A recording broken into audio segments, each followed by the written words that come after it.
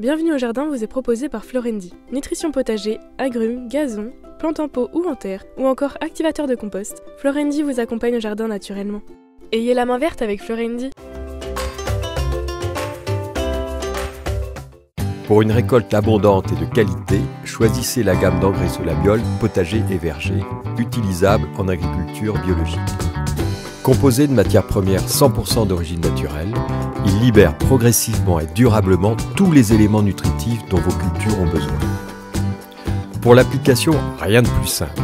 Épandez l'engrais au sol, griffez légèrement pour l'incorporer, puis arrosez. 2 à 3 apports dans la saison suffiront. Solabiol, le partenaire de votre jardin nourricier au naturel.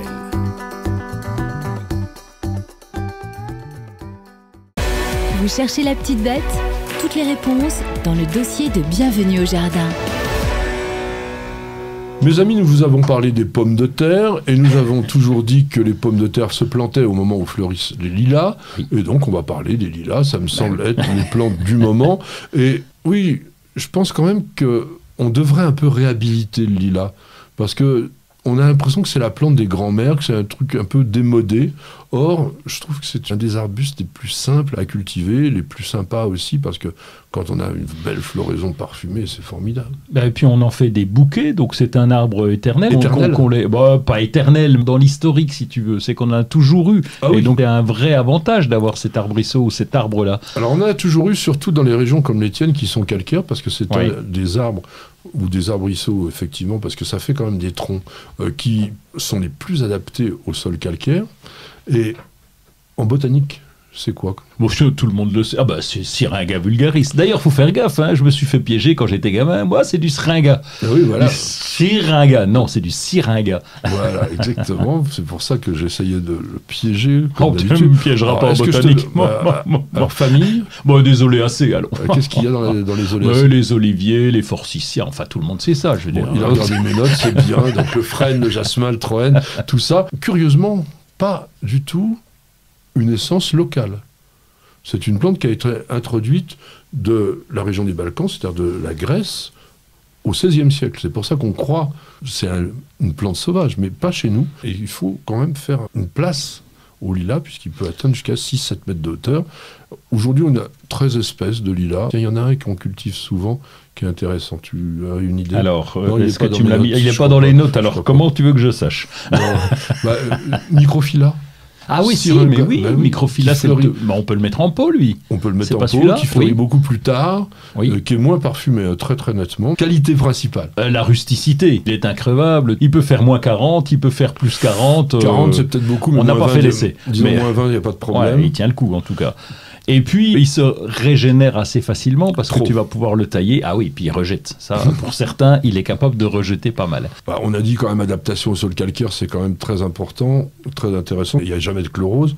Floraison quand même très abondante. Parfum sur Syringa vulgaris. Et puis des tons qu'on n'a pas forcément toujours dans les jardins. Il y a des vrais bleus. Oui. Il y a des violets. Il y a du rose, il y a du blanc. Bon, il y en a qui disent rouge. Le rouge, c'est pas un vrai rouge, c'est une sorte de rouge violacé. Mais bon, le défaut principal, on l'a évoqué, mais alors ça peut être vraiment casse-pied avec le drageonnage. Ouais, c'est le rejet, et on en a partout. Donc, enfin, pas tant que le rustifina, mais il n'empêche que ça peut rejeter. C'est surtout au pied. Bon, là, il va falloir couper régulièrement. C'est au pied, mais ça peut rejeter jusqu'à 2-3 mètres de distance. Il faut couper régulièrement. Vous pouvez le faire à la tondeuse quand ils sont très jeunes. Et c'est vrai que si vous coupez tout le temps, au bout d'un moment, ils se fatiguent un petit peu. Mon conseil, ça sera surtout n'utilisez pas ces rejets pour la multiplication, parce que c'est très facile à séparer, et puis ça vous fait rapidement un autre lilas, sauf qu'il sera encore plus drageonnant que le précédent. Donc ça, c'est quand même embêtant. Tu l'as évoqué un tout petit peu, mais comment on les taille? On les taille après la floraison, comme tous les arbustes à fleurs. Je dirais qu'on fait des bouquets. On peut le tailler pendant, tu te fais des beaux bouquets. Donc tu fais les deux d'une pierre deux coups. D'une part, tu tailles. Mais c'est important de tailler. Capital de tailler et d'enlever les fleurs fanées, parce que sinon tu as des graines. Et l'an prochain, tu te brosses. Hein. Je pense pas qu'il y aura des fleurs, parce que ça donne tellement de graines ça que le fatigue un petit peu. Ça l'épuise. Alors il n'y a pas que ça. Le défaut aussi, c'est qu'il fleurit toujours sur des pousses d'extrémité. Et si vous ne le taillez pas, eh bien, il va s'allonger et les fleurs seront de plus en plus hautes avec une base qui va se dégarnir, puisque je disais qu'il a la faculté de faire un tronc. Et dans ces cas-là, vous vous retrouvez avec un arbuste dont vous voyez les fleurs comme si vous étiez un lilliputien, et c'est pas vraiment agréable.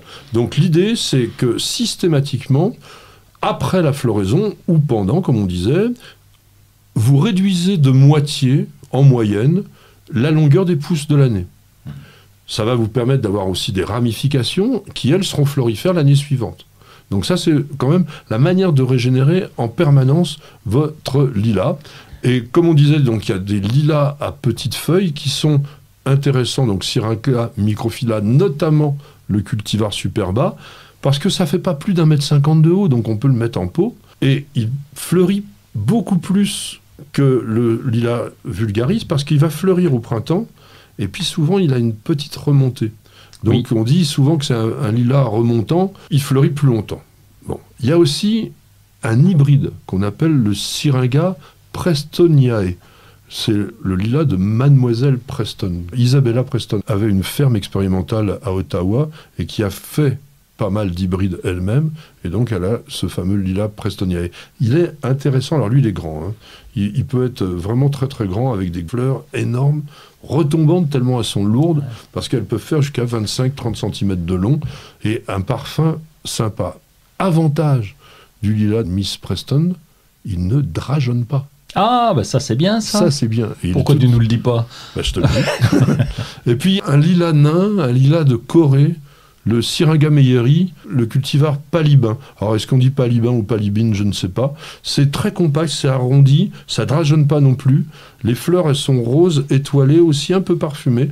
Il y en a certains qui le vendent sur tige. En pot, ça peut être assez sympa, ça vous fait une sorte de balai. Je trouve que c'est les plus jolis en arbuste, parce qu'en arbuste, il va être un peu compact, mais plus gracieux, élégant, fleurs roses. Pourquoi est-ce qu'on dit que le lilas, c'est une plante française? Parce que Monsieur Victor Lemoine a tellement travaillé pour la faire connaître. Il en a obtenu tellement, comme le Syringa Madame Lemoine, le blanc qui est magnifique, et ben oui, qu'on trouve encore aujourd'hui. Donc Monsieur Lemoine, qui était de Nancy, évidemment. Il faut aller d'ailleurs au jardin botanique de Nancy, le jardin botanique Jean-Marie Pelt.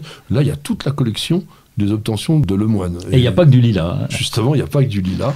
Et puis aujourd'hui, il y a quand même encore en France des pépinières, par exemple comme Migné qui sélectionne des variétés nouvelles avec des noms de grands jardiniers. Et ils ont sorti Comtesse d'Harcourt, Princesse Turza, Prince Volkonski, qui étaient vraiment des grands jardiniers et qui sont des lilas très intéressants.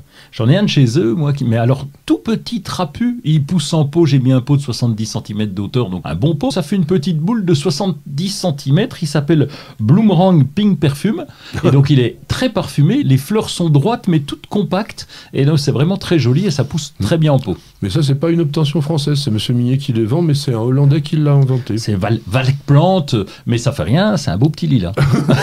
T'as raison, c'est une bonne idée.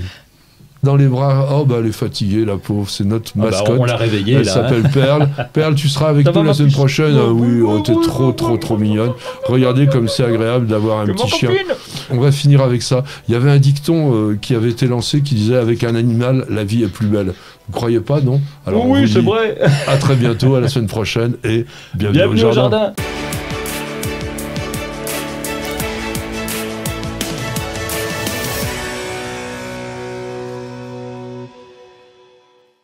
Vous avez écouté Bienvenue au jardin avec Florendi. Nutrition potager, agrumes, gazon, plantes en pot ou en terre, ou encore activateur de compost, Florendi vous accompagne au jardin naturellement.